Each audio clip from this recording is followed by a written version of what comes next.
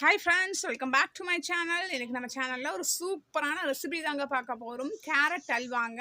நமக்கு எல்லாத்துக்குமே பிடிச்ச அல்வா தான் பார்க்க போறோம்.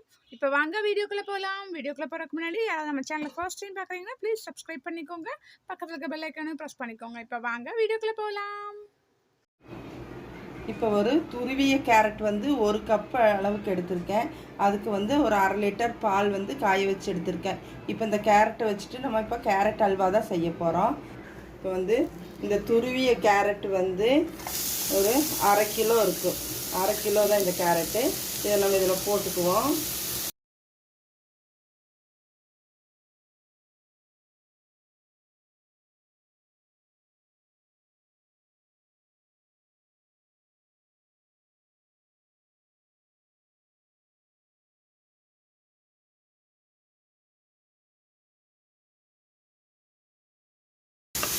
இந்த கேரட்டை கொஞ்சம் நேரம் இது வந்து ஒரு 1/2 லிட்டர் பாலை விட்டு இந்த கேரட்டை நல்லா வேக வச்சு மிக்சியில் போட்டு அடித்து நம்ம எடுத்துக்கலாம். முதல் பால் ஊற்றி நான் வேக வச்சுக்கிறேன். இந்த கேரட்டை இந்த பச்சை வாசம் போக வரைக்கும் நல்லா கேரட் வெந்துருட்டோம்.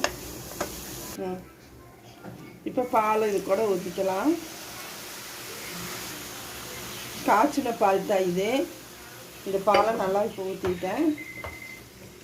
இதை கொஞ்சம் நேரம் அப்படியே மூடி போட்டு இதில் கொஞ்சமாக தண்ணி சேர்த்துக்கலாம். கொஞ்சம் நேரம் நல்லா இந்த கேரட்டு இந்த பாலில் நல்லா வெந்து வரட்டும். இதை மூடி போட்டு கொஞ்சம் நேரம் நல்லா வேக வச்சிடலாம். கேரட்டு நல்லா பாலில் வெந்து ஆறிடுச்சு. இப்போ நம்ம மிக்ஸி ஜாருக்கு மாற்றி இதை கொஞ்சம் நைஸாக அரைச்சிட்டு வந்துக்கலாம். இப்போ வந்து முந்திரி போட்டு முதல் வறுத்து எடுத்துக்கலாம். இப்போ வந்து கொஞ்சமாக நெய் சேர்த்து நம்ம கொஞ்சம் முந்திரியை வறுத்து எடுத்துக்கலாம். அதே வறுத்தெடுத்த நெய்யிலேயே நம்ம அல்வாவையும் செஞ்சிடலாம். இப்போ ஒரு 10 முந்திரி இப்போலாம் நான் எடுத்துருக்கேன். முந்திரியை வறுத்து முதல்ல நம்ம எடுத்து வச்சுக்கலாம். ஒரு பாத்திரத்தில் தண்ணி எடுத்து வச்சிடலாம். கேரட்டை இதுலேயே நம்ம சேர்த்துக்கலாம்.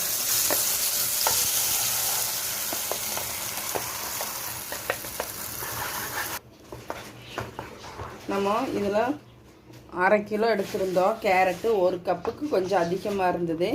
இப்போ நம்ம ஒரு 1/2 கப் அளவுக்கு சர்க்கரை இதில் நம்ம சேர்த்துக்குவோம்.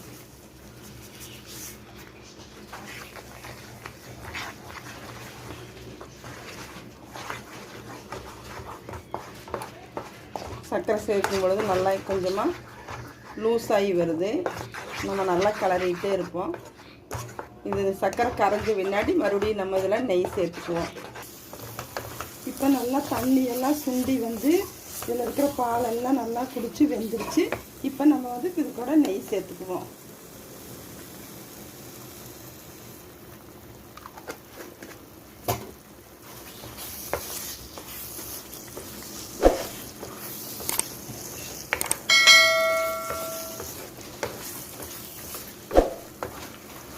நம்ம நெய்யில் வறுத்து வச்சுருந்த முந்திரியை இது கூட சேர்த்துக்கலாம்.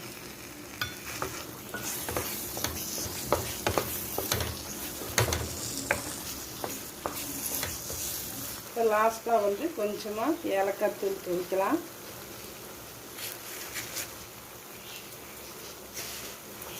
அவ்வளோதாங்க, கேரட் அல்வா வந்து இப்போ ரெடி ஆகிடுச்சு. நல்லா சுருண்டு வருது. நம்ம இதை அப்படியே எடுத்து ஒரு பிளேட்டுக்கு மாற்றிக்கலாம். ஒரு 4 ஸ்பூன் அளவுக்கு இதில் நான் நெய் சேர்த்துருக்கேன். உங்களுக்கு தேவைப்பட்டதுன்னா உங்கள் தேவைக்கேற்ப நீங்கள் நெய் சேர்த்துக்கோங்க. இதே மாதிரி நீங்களும் உங்கள் வீட்டில் செஞ்சு பார்த்துட்டு உங்களுக்கு பிடிச்சிருந்ததுன்னா லைக் பண்ணுங்கள், ஷேர் பண்ணுங்கள், சப்ஸ்கிரைப் பண்ணுங்கள். அப்படியே கீழே இருக்கிற பெல் பட்டனையும் கொஞ்சம் ப்ரெஸ் பண்ணுங்கள். நன்றி, வணக்கம்.